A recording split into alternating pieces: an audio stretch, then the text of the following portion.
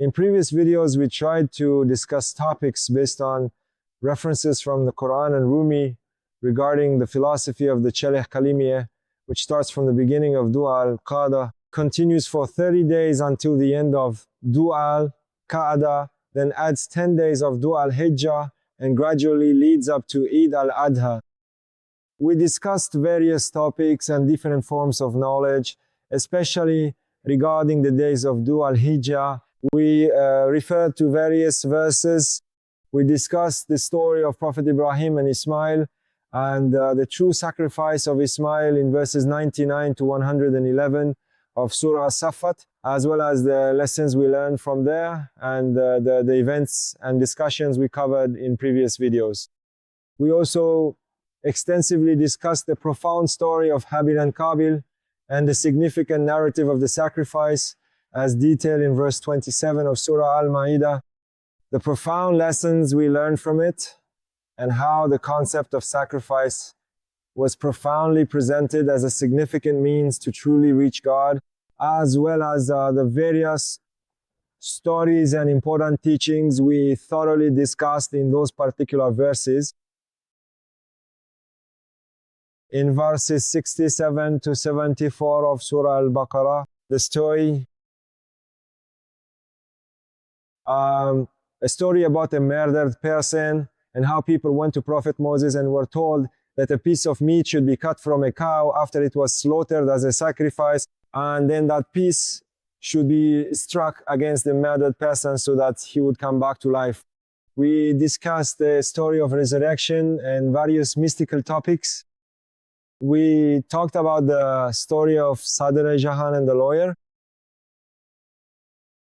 It becomes significantly much better and more comprehensive if we carefully compare some profound Islamic, religious, and mystical teachings with others, considering their intricate nuances and historical contexts. Let's compare them with other schools of thought.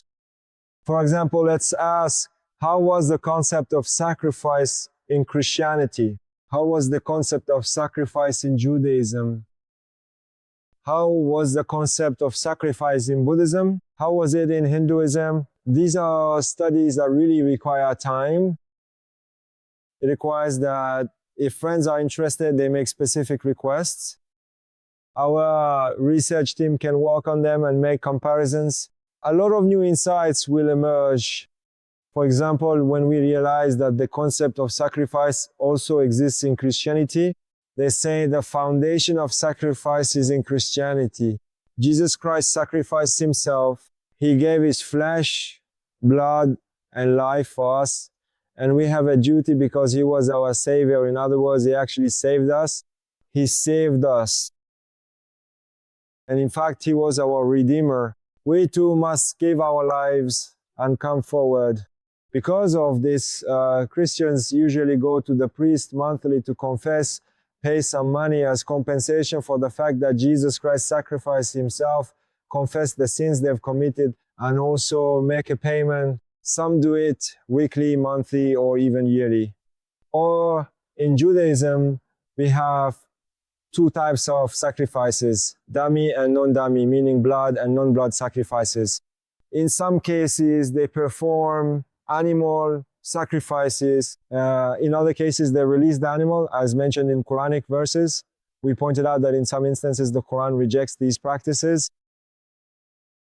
And it's much better to compare many of these topics. That is, there should be open dialogue with other religions. Other perspectives should be compared. This way, it's much easier and much better to understand the topics related to Eid al-Adha, to comprehend them. And I invite all researchers and thinkers to make efforts in this area so that we can implement divine teachings much faster, more effectively, and especially in a more impactful way for the younger generation through this approach. God willing,